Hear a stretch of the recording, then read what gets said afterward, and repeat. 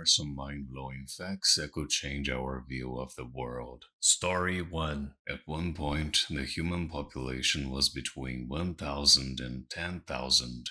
We came so close to going extinct. Opinion. We're all cousins. Story 2. Every element heavier than lithium had to be created in the core of a star. Every element heavier than iron had to be created by a supernova. Opinion. My mind can't fathom this. Story 3. A female turkey can lay an egg that doesn't need to be fertilized by a male turkey, and the baby that hatches will always be a male. Opinion. I didn't believe it and had to look it up. It's true. Turkey parthenogenesis is real. Story 4. If you stand on any planet or moon of the solar system and you look up, you'll see the same night sky as we see it from the Earth. Same constellations and all. That's how unfathomably far away the stars are compared to the planets. However, there is one exception. If you stand in Pluto and look up, you'll see that Proxima Centauri looks slightly off compared to its position from the terrestrial sky. That's how unfathomably far Pluto is as well. Opinion. Space is so vast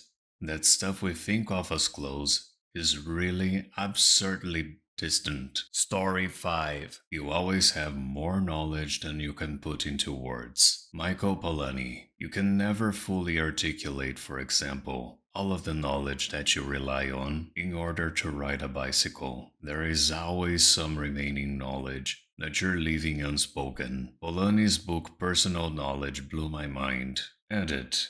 The Tacit Dimension is a more compact book covering some of the same ideas. Opinion. I feel like you're not telling me everything here. Story 6. Just how capable ancient humans were. At least 50,000 years ago, humans crossed about 60 miles of open ocean and colonized Australia. The timeline for colonizing America has been constantly pushed back. For tens of thousands of years, modern humans coexisted with other ancient hominids, essentially but not quite the same as us, but close enough to breed and produce viable, non-sterile offspring. I find it absolutely mind-blowing to think about. Opinion. I think part of the reason we like to think of primitive humans as so helpless is that we assume that they didn't know all of the wonderful modern stuff that we know. Story 7. Not sure if it's a little known fact, but it blew my tiny mind when I learned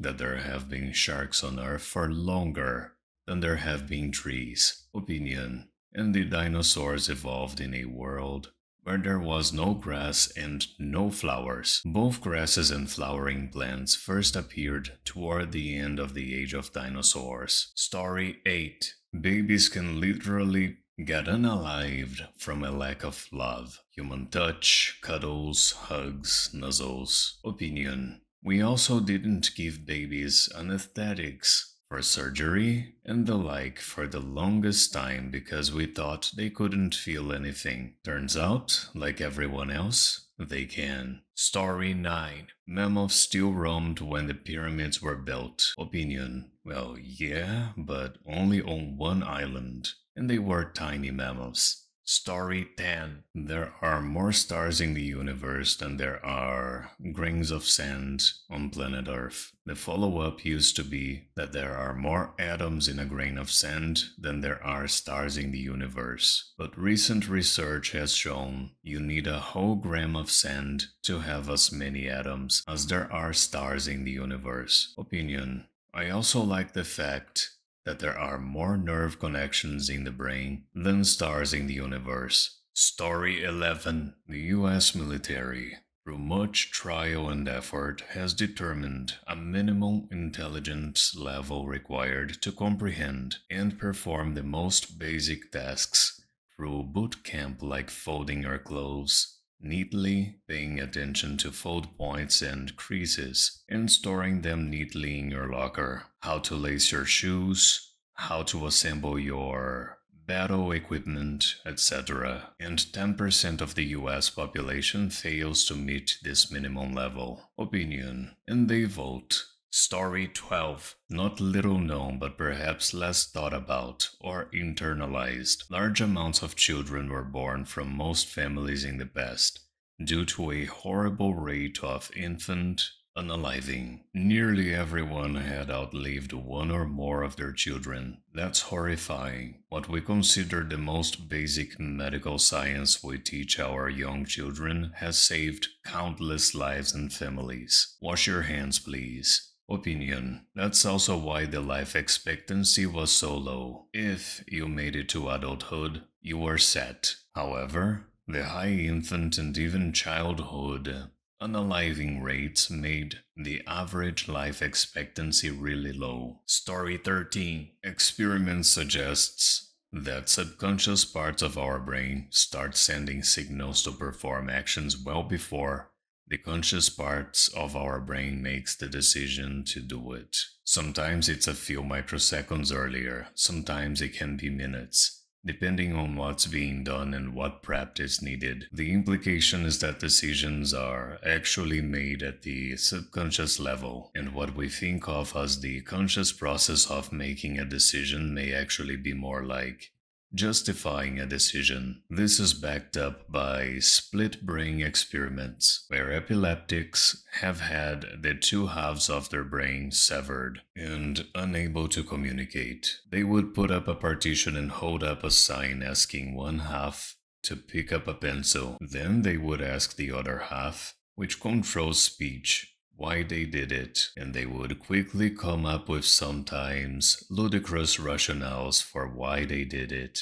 It seems our brains have built-in expert mechanisms to justify actions after the fact. Opinion. I thought this was very recently disproven. Story 14. Cleopatra was born closer in time to the release of the iPhone than the building of the Great Pyramid of Giza. The gap between Stegosaurus and T-Rex is bigger than the gap between T-Rex and now. A million seconds is about 11.5 days. A billion seconds is 31.7 years. Mushrooms are more closely related to humans than to plants. If you make the not unreasonable assumption that at least one person in every generation of humans has lived to be about 100, and that their life briefly overlapped with another person who lived to be 100, the entire span of human civilization is covered by the overlapping lives of about 50 people. Opinion. Well, at least I got a billion of something. Story 15. Once you know the difference between sympathy and empathy,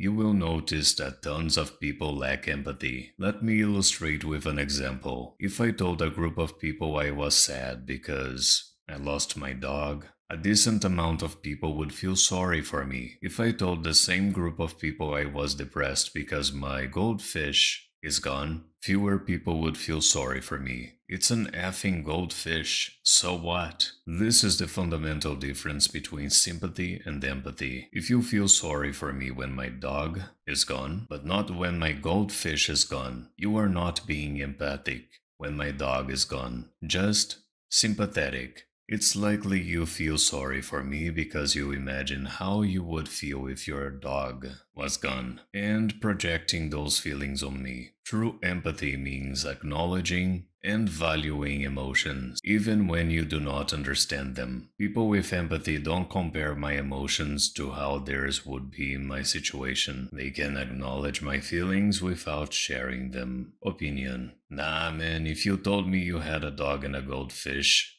get unalived that close together, I would just think you were somebody who shouldn't have pets. Like, what are you doing to those poor animals? Story 16. I found that most people still don't understand the true scale of the universe. Just ask people what a galaxy is. A shocking amount of people will not be able to tell you. Most think it's something like a nebula or a gas cloud. This means they have no real concept or understanding of the structure of the universe, and thus have no concept of its true scale and size. Never underestimate the power of being humbled and awed by the sheer scale of the universe we live in, and how it can change our worldview and literally inspire you to reach for the stars. Opinion. I think it's to some extent beyond human understanding. We can't quantify it, but a gut level understanding of numbers so large just feels kind of impossible. Story 17.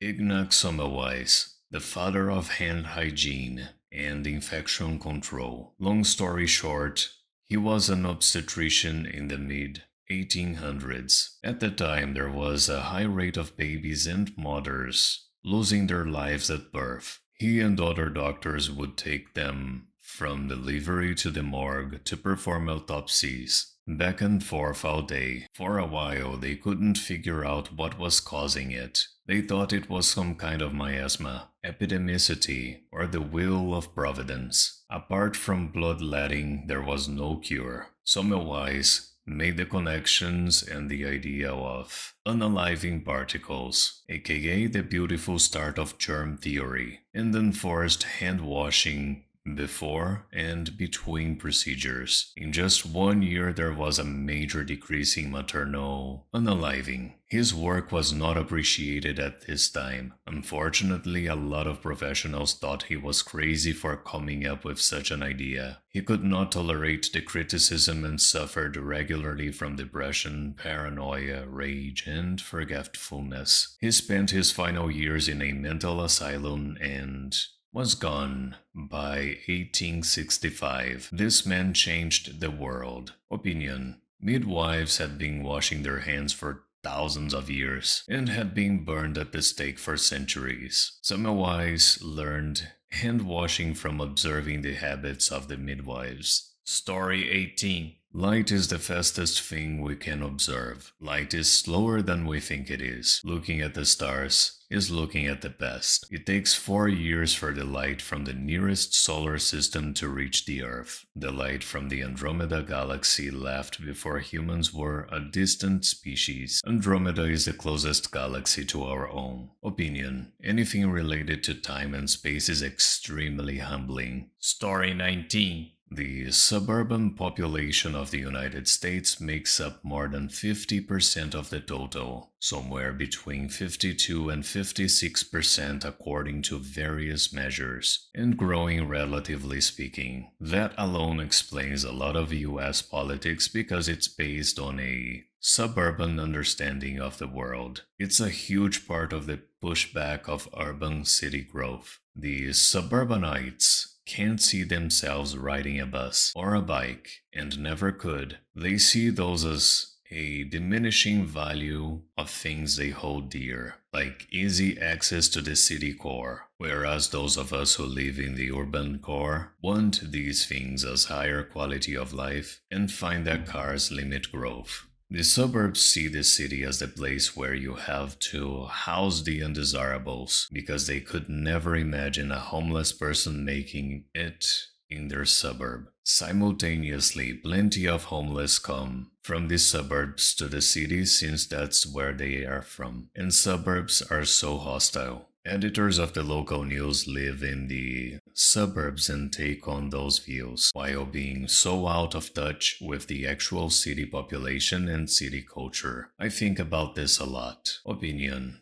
Wow. Story 20. The energy stored in all the oil and gas on the earth is the equivalent of just 8.5 days worth of sunlight hitting the surface of the planet. Opinion. No better way to explain why we should be using renewable energy. It won't ever run out. Story 21. It took humans less than 66 years from first discovering the flight, 1903, to landing a man on the moon, 1969. Opinion. It's no wonder that people living in the 70s and 80s thought that we would be sending expeditions into space by 2000. Story 22. Most people value short-term good feelings more than long-term stability. If you understand this, much in the world will be better understandable to you. Opinion. This and loss aversion explain the large majority of all human behavior. Story 23. There's a theory that explains why humans are universally attracted to shiny things. It's because we are hardwired to seek out water, and the sun dappling on water is, of course, shiny. Opinion. Yeah, that makes sense. Story 24.